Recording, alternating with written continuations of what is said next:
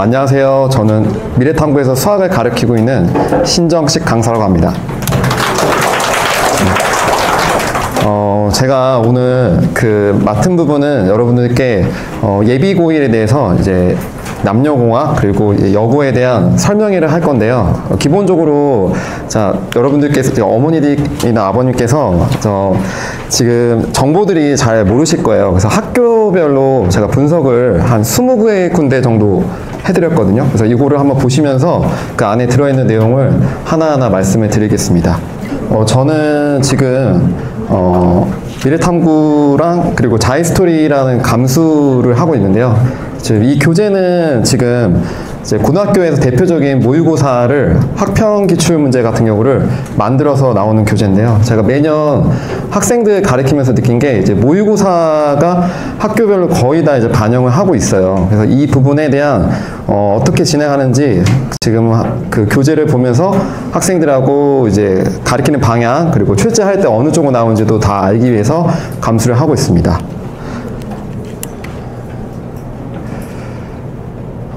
오늘 이제 할 수 있는 컨텐츠는요, 크게 A, B, C, D, E 이렇게 나왔는데요. 그래서 첫 번째가 학교 난이도별로 어떻게 되는지, 그리고 학교별 타입. 학교별 타입이라고 하면은 크게 세 가지로 나눌 수 있는데요. 그 세 가지를 수능형, 그 다음에 통합형, 내신형 이렇게 나눌 수 있을 거예요. 그래서 그 내신이 나오는 부분을 또 설명을 드릴 겁니다.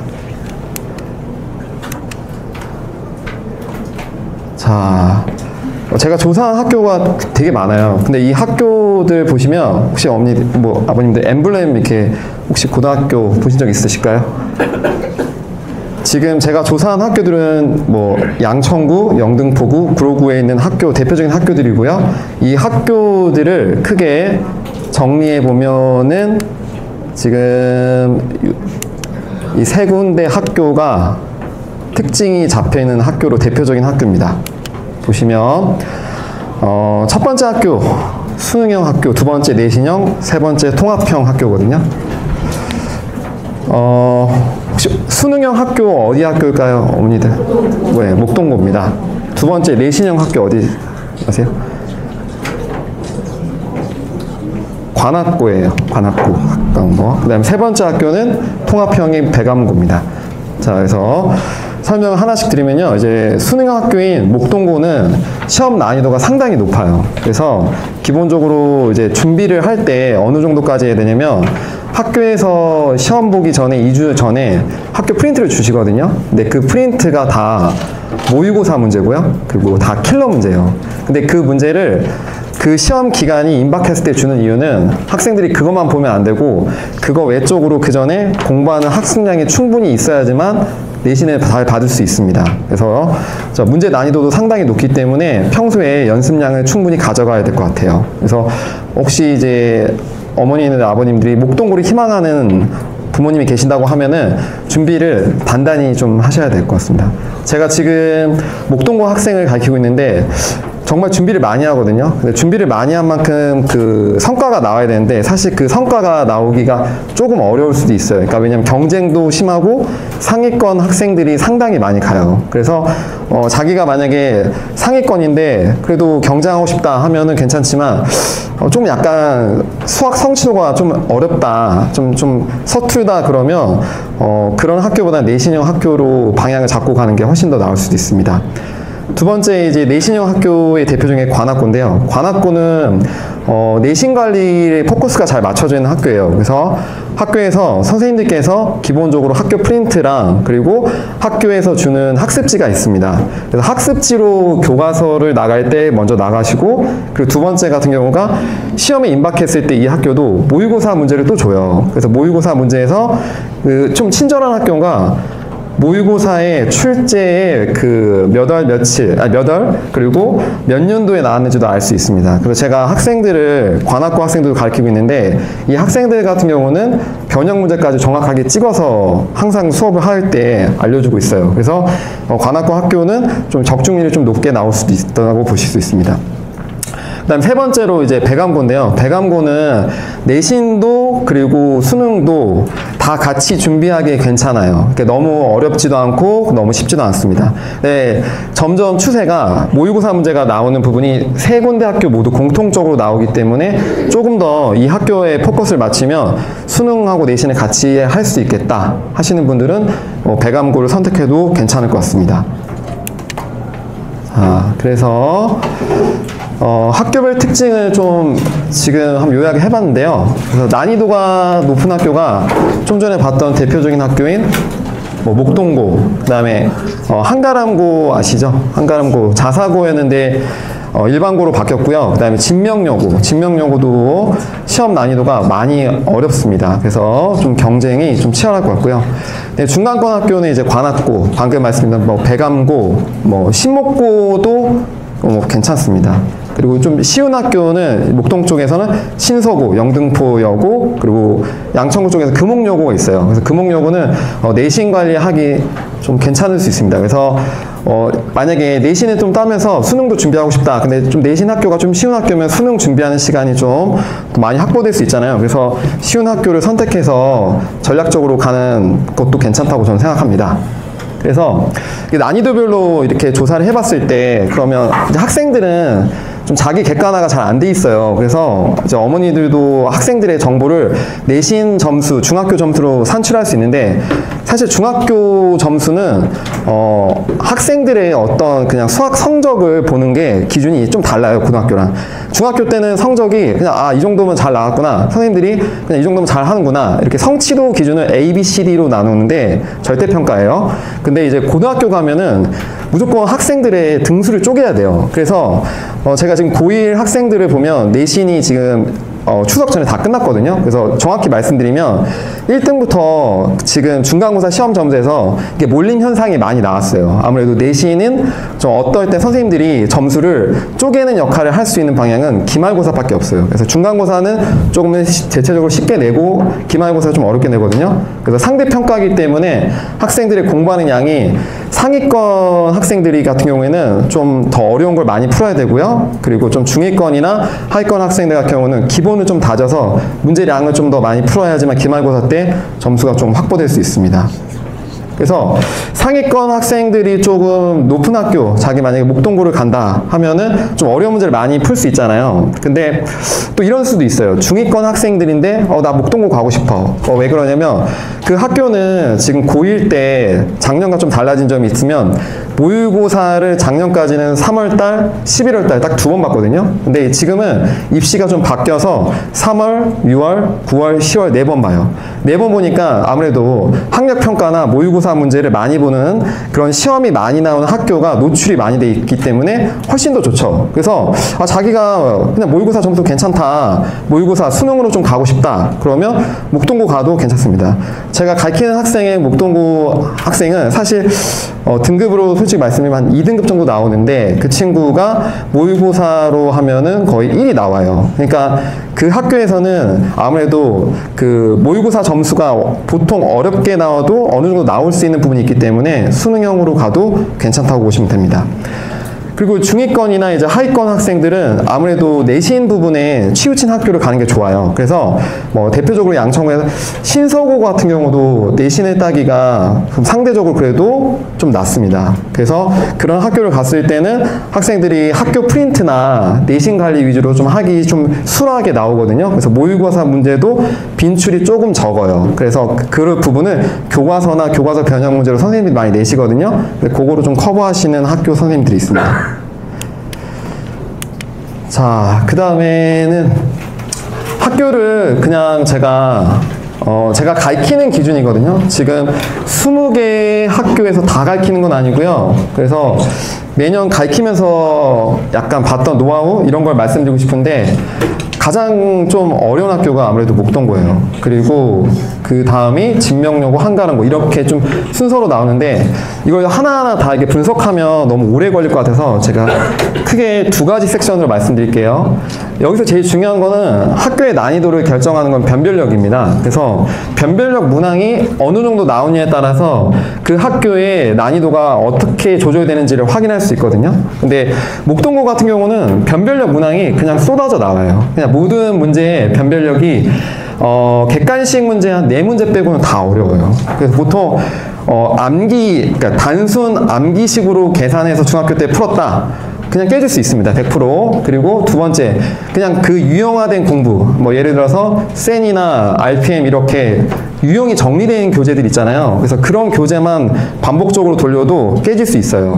그 이유는 그냥 기본적으로 시험에 나오면 처음에 문제를 나왔을 때 원문제랑 전혀 다른 색깔의 문제를 만들거든요. 그러니까 선생님들이 항상 학습지, 즉 학교 프린트를 만들 때 모의고사로 배경을 하는 이유가, 자, 그걸 통해서 선생님들끼리 이제 변형을 하는데, 자, 목동고 같은 경우는 또 학교에서 수행평가 비중이 높아요. 그래서 이 수행평가를 할 때 선생님들이 학생들에게 그 모의고사 문제를 개별적으로 주거든요. 그래서 토론식으로 그거를 선생님께서 학생들끼리 질문하고 그걸 수행평가에 반영을 해요. 그러니까 학생들이 아무래도 자기들이 공부하는 양을 조금 더 체감할 수 있고 수행평가가 높기 때문에 수행평가랑 그 지필도 어려워서 준비를 할 때 시간이 좀 많이 걸릴 수 있다고 보시면 돼요. 그리고 변별력이 많다는 거는 그만큼 어렵다 이렇게 보시면 되고, 그리고 두 번째 특징으로 보면은, 자, 여기 출제 경향을 보시면 학교 프린트가 뭐 제가 지금 알고 있는 부분은 쭉 다 썼습니다. 근데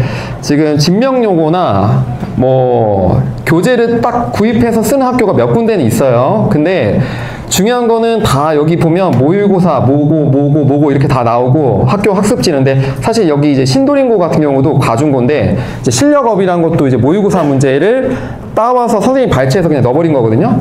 이렇게 학교 기출도 납니다. 그래서 결국 거의 다 모의고사 문제를 낸다는 거예요. 그래서 제가 수업을 하면서 애들한테 제일 강조하는 거는, 처음에 수업을 할 때 그냥 유형별로 공부했다 그러면 나중에 그렇게 깨질 수 있으니까 모의고사 문제를 시험 보기 전에 반복적으로 풀자, 전 얘기하거든요. 그래서 변별력 문항과 출제 경향이 모의고사에 의해서 당락이 결정난다 이렇게 보시면 될 것 같습니다. 자, 그리고 이제 내신무성을 대표적인 학교 한 5군데를 뽑았어요. 그래서 자, 관악고 같은 경우는 내신형으로 좀 이렇게 도달할 수 있는데요. 지금 내신 반영 비율이 보면 중간과 기말이 같아요. 50%, 수행도 50%입니다. 그리고 이 학교는 특징이 객관식과 서술형이 학교마다 조금씩 바뀌거든요, 매년. 근데 제가 계속 봤지만 학교에서 이 고정된 이 틀이 있어요. 그래서 객관식 문항 꼭 18개, 서술형은 4개, 그리고 단답이에요. 그러니까 단답이란 게 뭐냐면 풀이 과정을 안 씁니다. 그냥 선생님이 풀이 과정 안 써도 돼요. 그래서 이 풀이를 할 때 사실 여러 가지 풀이 방법이 있잖아요. 그래서 간단하게 빨리 푸는 방법을 저는 애들한테도 알려주거든요. 그래서 이 방법을 해야지만 시간 안에 풀 수 있어요. 그리고 관악고 같은 경우는 매 시험의 특징이 계산력을 많이 요구하거든요.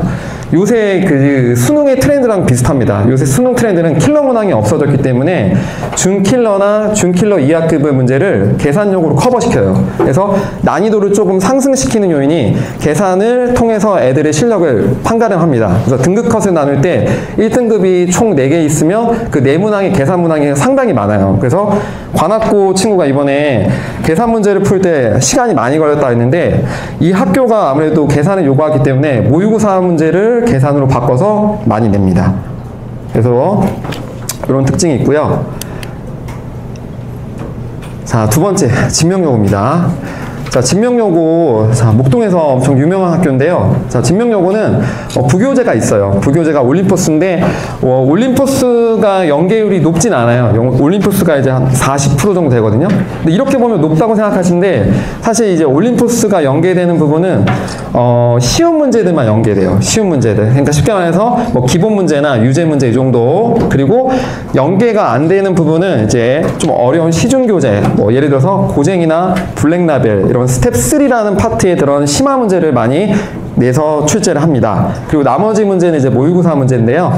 여기도 이제 모의고사를 선생님들께서 그냥 내시는 게 아니라 많이 변형을 시킵니다. 그래서 변형이 어떻게 되는지도 이따가 보여드릴 건데 상당히 변형을 많이 시켜서요. 그래서 원문제가 이렇게 나왔다 그러면 변형 문제를 뭐 A, B, C라고 하면은 상당히 어렵게 꼬아서 냅니다.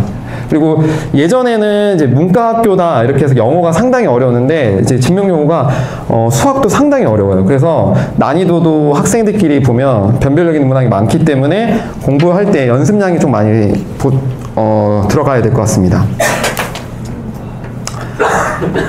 그리고 이제 신도림구인데요. 신도림구 특징은 구로구에 있어요. 영등포랑 구로구의 경계에 있는데 이 학교는 과중고예요. 그래서 과중고인데 학생 수가 200명 내외거든요. 그래서 그렇게 많지는 않아요.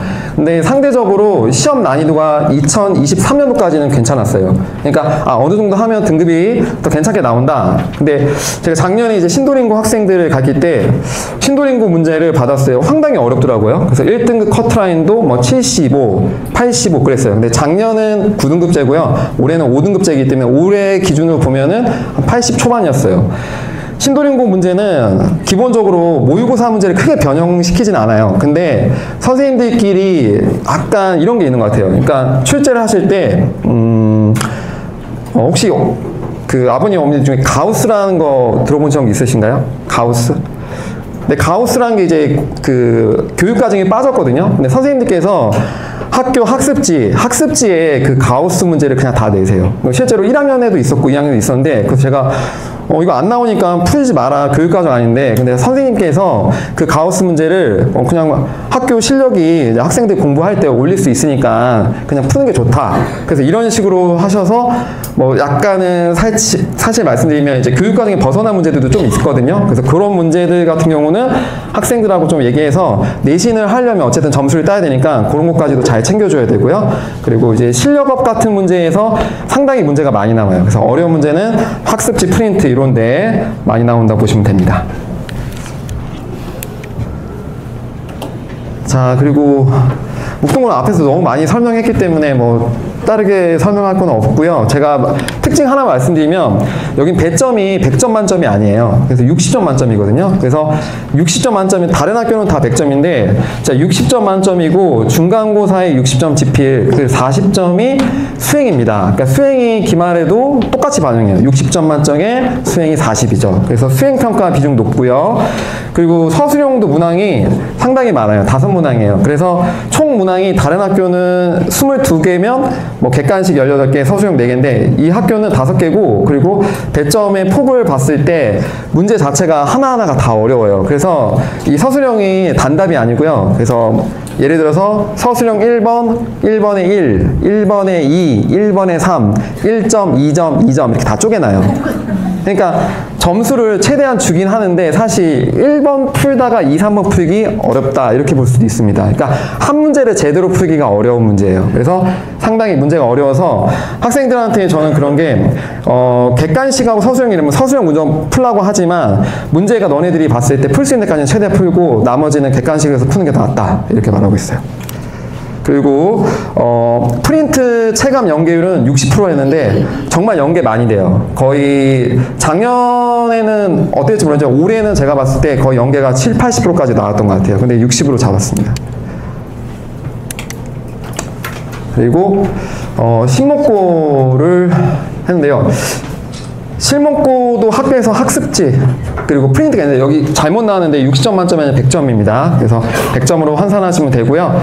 그리고 학교 프린트가 여기도 보면 예전에는 조금 그냥 모의고사 문제가 아니라 선생님들께서 좀 자체적으로 창작 문제나 이런 것도 만드셨는데 내신도 좀 어려운 거 절대 등급 TOP 이런 교재 있거든요. 거기서 이제 발췌해서 내는 문제도 있었는데 지금은 그렇지 않고요. 그냥 다 무난해진 것 같아요. 그냥 학력평가 문제를 그냥 쏟아서 같이 냅니다. 그래서 낼 때 특징이 최근에 이제 25년도, 24년도, 23년도 최근 트렌드 문제를 많이 내요. 그래서 학력평가 문제에서 프린트에 나오는 거 변형해서 연습시키면 괜찮습니다.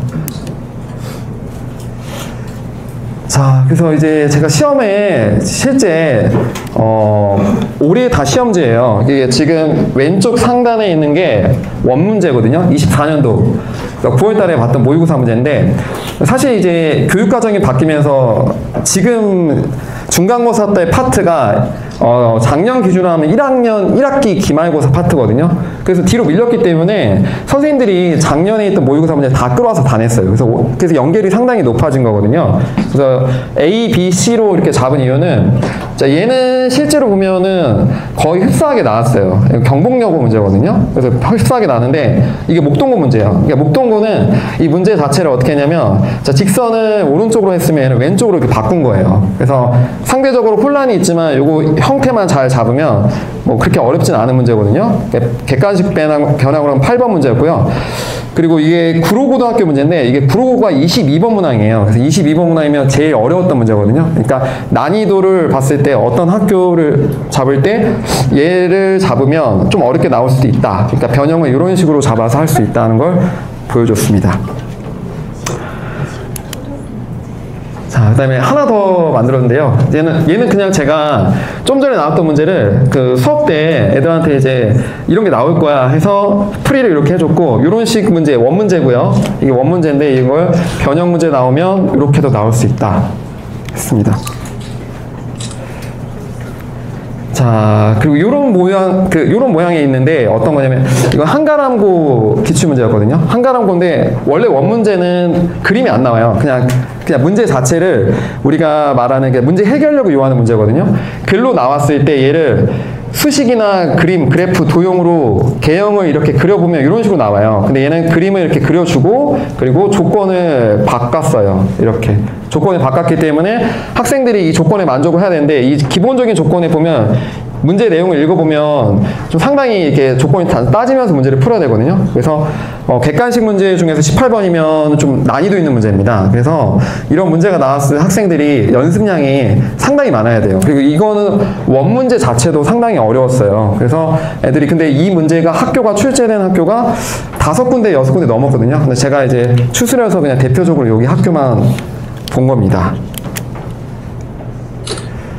자, 그래서 지금까지 그 정리를 하자면, 저는 방향이 공부를 할 때, 이제 고1 때 이제 어머니들이 관심을 가질 수 있는 게 학생들이 어떻게 이제 지도해야 되는지 그런 게 이제 궁금하시잖아요.